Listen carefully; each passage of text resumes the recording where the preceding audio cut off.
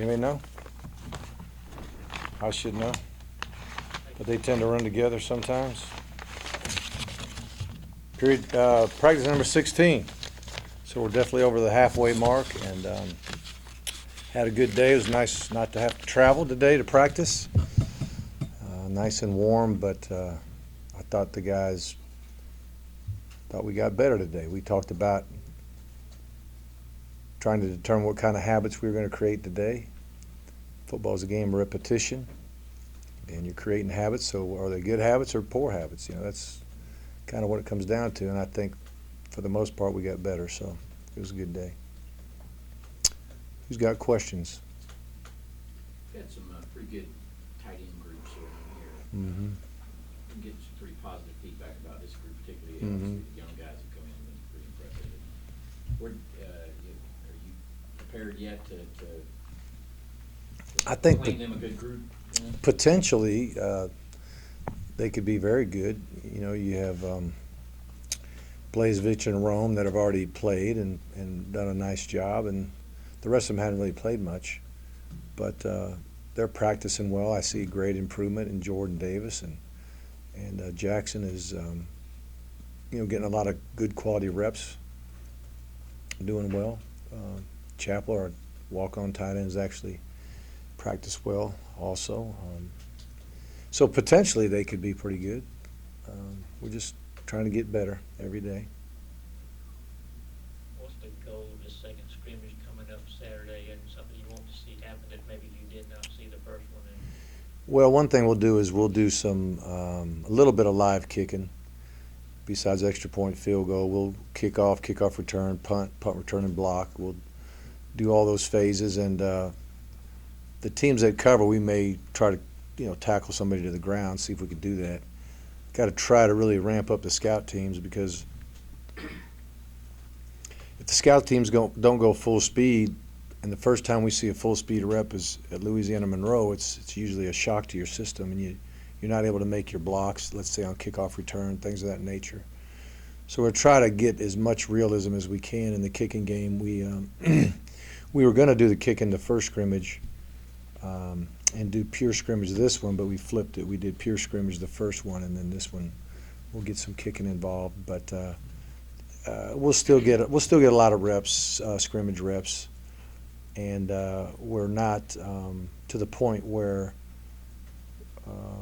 we have not started our preparation yet for Louisiana Monroe. So we're still kind of scheming each other and scrimmaging each other. But after that scrimmage, it'll be time to start turning towards our first game. I know quarterback is probably a different animal, but as far as finalizing depth chart for depth chart purposes. Well, we're going to experiment a little bit too. For example, we'll have Isaiah Wynn play a little left tackle just to see what he can do out there in case something were to happen to Theus or one of our tackles. We'll probably mix and match the center position a little bit, because I think we're pretty much set on our top five right this second, but one guy gets hurt, and then you got to decide how you're going to handle it. So we're looking at some plan B situations here and there, not the whole scrimmage, but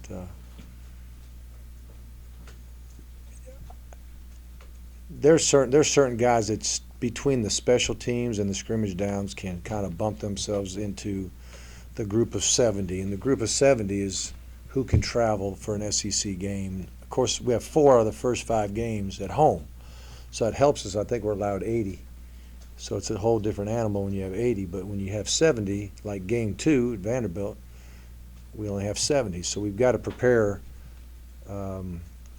Twice we've already looked at the depth chart to say, hey, if it was today, who are the 70? And so you had some that you kind of knew were going, and then you had some kind of turned sideways as a bubble guy. So if you're going to take 12 DBs, for example, there might have been 8 up and 8 down. And of the 8 down, 4 were going to move their way up in there. You know what I'm saying? So we're still trying to decide on some guys that are bubble guys, on who would make the 70 travel squad. So that's kind of what we're doing.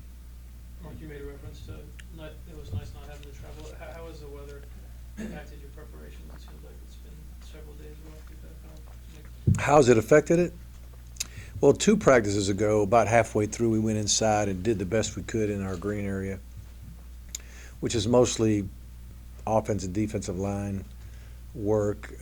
We did have everybody else out there and trying to simulate everything, but you can't really run routes and get the right spacing and all that kind of thing in there. But we did get some good work in there, better than just going and watching film or even walking through in the gym or something. We got a little tempo in there. We could still wear our cleats. We could still get a pretty good burst off the line of scrimmage, pick up blitzes and things of that nature. So it was somewhat productive. And then, of course, yesterday, I think we made the wise decision to go to Flowery Branch. And we do thank the Atlanta Falcons for allowing us to use their facility. Got a chance to spend just a minute with Coach Quinn and some of his other assistants, and he just was really gracious to allow us to be there. And it was worth the trip. I don't want to continue to make the trip if we can help it, but so really about a half of practice. Yesterday we got the practice in. We just had to travel a couple hours to get it done. You have timetables on guys who came up since we last saw you, Scott Wesley, Quavon. Yeah, I just talked to Quavon. I'd say Isaiah McKenzie's the closest one to coming back off the hammy, then probably Quavon, and I think Ben Souther's got one. There may be another guy with a hammy, I don't know. Hasn't McKenzie been out there? He's been out there, but he's been limited. He's been working, but he hasn't gone full speed every rep the whole practice. So we're still kind of, trying to get him where he doesn't have a setback. Scott Wesley. Just is going to be a while, I think. On the quarterback situation, Shotty was here the other day and said you're still getting 3, Right. 3 of them getting 1 reps.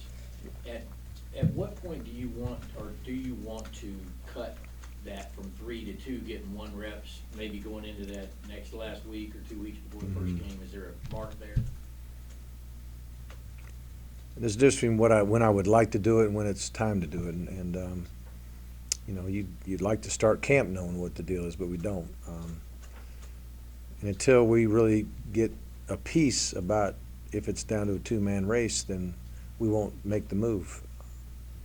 So I just don't know when it's going to be. It could be after the scrimmage, possibly, but I think back in the spring I targeted that time after that second scrimmage. You'd like to know by then to start game planning and getting the guys the reps who need to get them.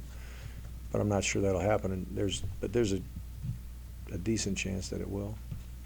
Mark, speaking of the quarterbacks, about a week ago you mentioned that for game 1 there was that chance that a couple guys could be taking reps.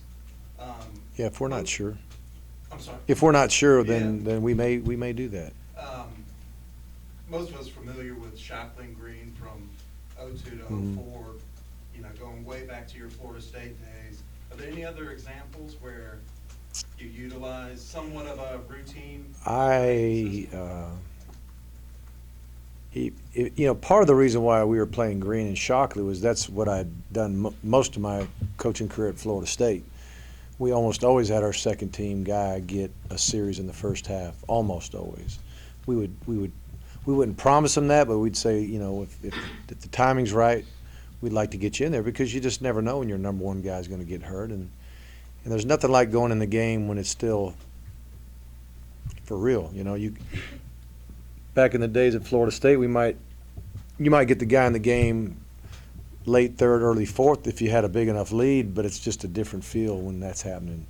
But if you get him in there in the 3rd drive of the game, 4th drive of the game, no matter what game you're in, everything's at stake, and it's good for those guys to experience in that. But on the other hand, does it ruin the rhythm of your starter? Does it ruin the rhythm of the game? I've found in this league it's a different world pretty quick. 1 series could be the difference between winning and losing a game, and 1 game could be the difference in winning and losing the Eastern Division title. So I just haven't done that as much as I did when I first got here. I haven't seen Kennard Daniels-Johnson out there for a while. Does he have something Right. serious going on injury-wise? Yeah, I don't know if we'll see him play this year. With Reggie Carter and Tim Kimber not being out there, are you worried about your inside linebacker position? Well, actually, those two guys have had a lot of reps, not necessarily game reps, but they have had some game reps and they have had a lot of reps in the system. I hate that they're missing time, but I think they could afford a little bit of that because they have a pretty good feel of what we're doing and why. So on the positive side, if you want to look at it, then now you're getting younger linebackers a lot more work, and that will help create depth at that position. So I think for the time being and knowing that these guys will be back, it's not an awful thing to happen right this minute. And the key is to get those guys back healthy. Can we go one more? Because I got some young men that are waiting on me. Yes.